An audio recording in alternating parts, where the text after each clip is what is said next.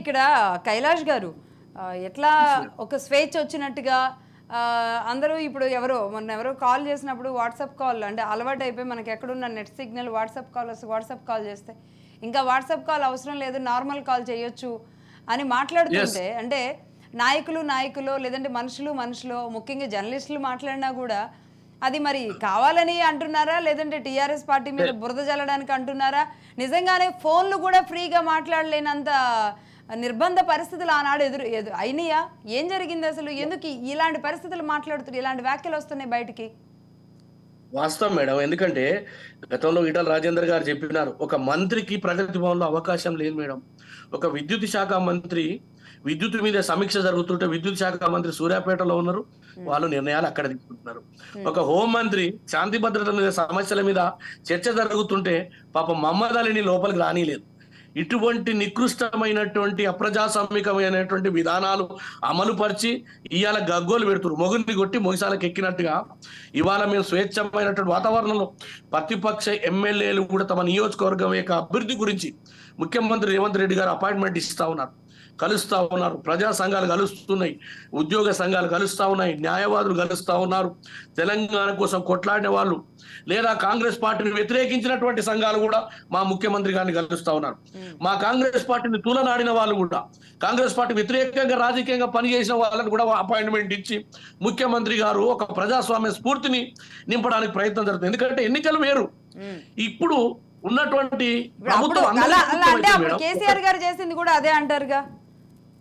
ఏం చేసిండు మేడం? ప్రగతి భవన్ టీడీపీ వాళ్ళు తిట్టిన వాళ్ళు కాంగ్రెస్ లో తిట్టిన వాళ్ళు అందరినీ రానిచ్చారు. అసలు ఉద్యమ ద్రోహులందరూ ఆయన తిట్టిన వాళ్ళందరూ ఆయన పక్కనే ఉన్నారు అనడానికి ఇది అక్కడ వర్తిస్తుంది ఇక్కడ వర్తిస్తుంది కదా. మరి లేదు మేడం, మేము చేసేది ఏంటంటే వాళ్ళకి ఏదైనా బాధలు ఉంటే కానీ తెలంగాణ ప్రజల యొక్క సమస్యలు వినిపించడానికి కొన్ని సంఘాలు ఉంటాయి, వాళ్ళు వచ్చి ప్రజల తరఫున రిప్రజెంటేషన్ ఇస్తారు. ప్రభుత్వం వినాలి, దానికి అవకాశం ఉంటే పరిష్కారం చూపించాలి. అంతేగాని కనీసం వినడానికి అవకాశం లేనటువంటి దుర్మార్గమైన పరిపాలన కొనసాగించి ముఖ్యమంత్రి గారు వచ్చిన 9.5 సంవత్సరాల పట్టుమని 50 సార్లు వచ్చినా సెక్రటరీకి రాకపోతే ఉన్న భవనాలను గులగొడితివి కట్టిస్తవి.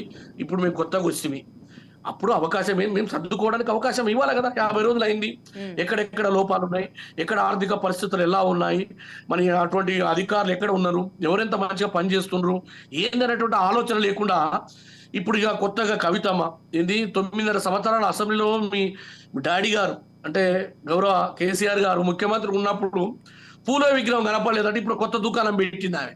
ఏంది పూల విగ్రహం పెట్టాలి అంటే మీరు ఏదో బీసీలకు మొత్తం పేటెంట్ హక్కుదారులు అయినట్టు. ఈటల రాజేందర్ని మెడబట్టి గెంటేసి మళ్ళీ బీసీలకు హక్కుదారులు ఇచ్చేటువంటి రాజ్యసభలో పార్థసారథి రెడ్డి ఉంటాడు, సంతోష్రావు ఉంటాడు, మరొకరు ఉంటారు. మళ్ళీ ఇలా మొసలు కన్నీరు కారుస్తారు బీసీల మీద. రెండో విషయం, దళితులకు బలహీన వర్గాలకు సంబంధించి మాటలు మాట్లాడతారు. రాజయ్యను మెడబెట్టి ఆ రోజు బయటికి గెట్టేస్తుంది, మళ్ళీ దళిత బంధువుని తీసుకొచ్చి అవినీతి మయం అయిపోయాయి. ఈ రాష్ట్రాన్ని సర్వం విధ్వంసం చేసినటువంటి కేసీఆర్ గారికి నైతిక హక్కు లేదు మమ్మల్ని ప్రశ్నించడానికి. ప్రజలు మాకు మ్యాండేట్ ఇచ్చిండ్రు, దీన్ని నిలుపుకోవడానికి డెఫినెట్ గా మీరు అన్నట్టుగా 5 సంవత్సరాల పాలన లోపట అన్ని కార్యక్రమాలు ముఖ్యమంత్రి రేవంత్ రెడ్డి గారు తప్పకుండా పూర్తి చేసి నిరుద్యోగుల యొక్క ఆకాంక్షలు నెరవేర్చి ఏ ప్రజలైతే మాకు ఓట్లు వేసిరో వాళ్ళు గర్వపడే విధంగా ఈ రాష్ట్రం లోపల అభివృద్ధి జరగడానికి తప్పకుండా వారు ప్రణాళికలు వేస్తున్నారు.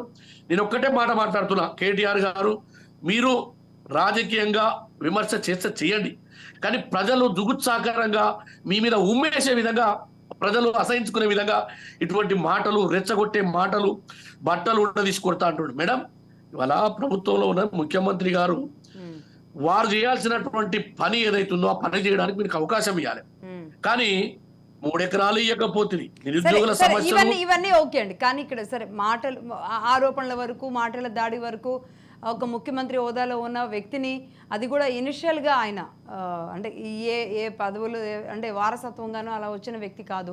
అలాంటి వ్యక్తిని దూషించడం అనేది అది ఎవరు హర్షించరు. నిజానికి బీఆర్ఎస్ పార్టీలో ఉన్న వాళ్ళు కూడా హర్షించరు. అక్కడి వరకు అది ఓకే. కానీ ఇక్కడ అధికారులు అవినీతి జలగల తిమింగలాల ఒక్కొక్కళ్ళు బయటకు వస్తున్నారు. మరి దీని వెనుక ఖచ్చితంగా ఎవరో ఒక మంత్రులు ఉంటారు. వీరు వెనక మేడం, ఆ మంత్రులు మీకు మంత్రులు అండదండలు లేకుండానో లేదంటే ఇంకెవరు అండదండలు లేకుండా జరగదు. కానీ ఇది అక్కడ వరకు వెళుతుందా లేదంటే ఇక్కడ అధికారుల వరకే ఆగుతుందా?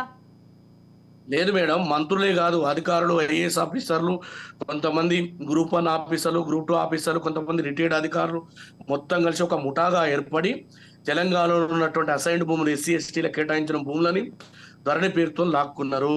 హైదరాబాద్ రింగ్ రోడ్ చుట్టూ ఉన్నటువంటి ఖరీదైన భూములు లాక్కున్నారు. ఆ తర్వాత మియాపూర్ లో ఉన్నటువంటి భూములు లాక్కున్నారు.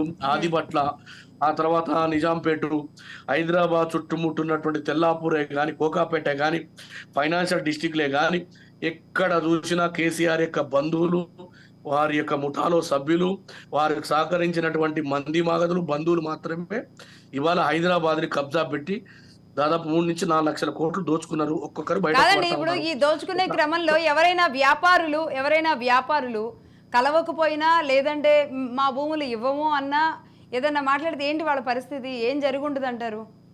మేడం ఒకటే, ఆ రోజు మొత్తం కూడా ప్రభుత్వాన్ని, పోలీసు యంత్రాంగాన్ని, రెవెన్యూని అడ్డం పెట్టుకొని అనేక మంది వ్యాపారస్తులనే కానీ, సామాన్యులే కానీ, పేదవాళ్ళు చాలా మంది, మీకు తెలుసో తెలియదా మేడం, సంవత్సరాలుగా అనాదిగా వాళ్ళు వస్తున్నటువంటి భూమిని వాళ్ళు రిజిస్ట్రేషన్ చేయించుకోలే, పట్టా చేయించుకోలేటువంటి భూములు చాలా ఉన్నాయి మేడం అట్లా. ఎందుకంటే వారికి నమ్మకం, ఈ భూమి నాది కాబట్టి నేను వ్యవసాయం చేస్తున్నాను. కానీ వీళ్ళు ఏం చేశారంటే రాత్రి మొత్తం జీవన్ రెడ్డి, ఆ తర్వాత వీళ్ళకి సంబంధించిన అనేక మందిగా నేను పేర్లు చెప్తే బాగుండదు కానీ మొత్తం ఒక ముఠాగా ఏర్పడి భయపెట్టించి, భయభ్రాంతులకు గురి చేసి, వ్యాపారస్తులను కానీ కొంతమంది అడ్వాన్స్ చెల్లించి భూమి మీద ఉంటే వాళ్ళని కూడా ఎలగొట్టిండ్రు. అసలైనటువంటి ఓనర్లకు పావులో పరుకో ఇచ్చి వేలగొట్టిండ్రు. ఇట్లా 100,000 కోట్లు సంపాదించి ఎన్నికలు వచ్చినప్పుడు 100 కోట్లు ఖర్చు పెట్టి ప్రతిపక్షాలను నిర్వీర్యం చేసిర్రు.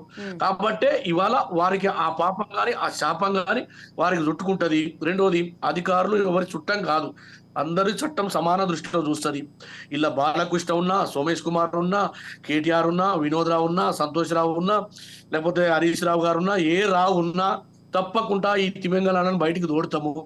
తర్వాత ఇప్పుడు జరిగినటువంటి కాళేశ్వరంలో చూస్తున్నారు, ఏదైతే ప్రాథమిక స్టేజ్లోనే కూలిపోతా ఉంది. 60-70 సంవత్సరాల నుంచి కట్టినటువంటి నాగార్జున సాగర్కి ఇబ్బంది ఉండదు, శ్రీశైలానికి ఉండదు, పోచంపాడికి ఏం సంబంధం లేదు. ఇట్లా అన్ని కార్యక్రమాలు చేసినటువంటి ఈ కాంగ్రెస్ పార్టీని ఏమో బదనాం చేస్తారు.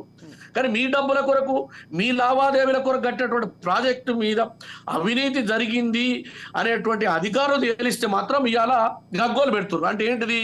మీ అవినీతి మీద చర్చ జరగవద్దు, మీరు చేసినటువంటి తప్పులు బయటికి రావద్దు, మీ యొక్క భూదోపిడి మీద చర్చ జరగకూడదు. కాబట్టి ఏం చేస్తున్నారు? దీన్ని ప్రజల మీద, తెలంగాణ మీద తీసుకొస్తున్నారు. తెలంగాణ ప్రజలంతా పిచ్చోళ్ళు కాదు మీద, ఎడ్డోళ్ళు కాదు, గుడ్డోళ్ళు కాదు. తెలంగాణ ప్రజలకు ఒక స్పష్టత ఉన్నది కాబట్టే ఇలా కాంగ్రెస్ పార్టీని ఎన్నుకున్నారు.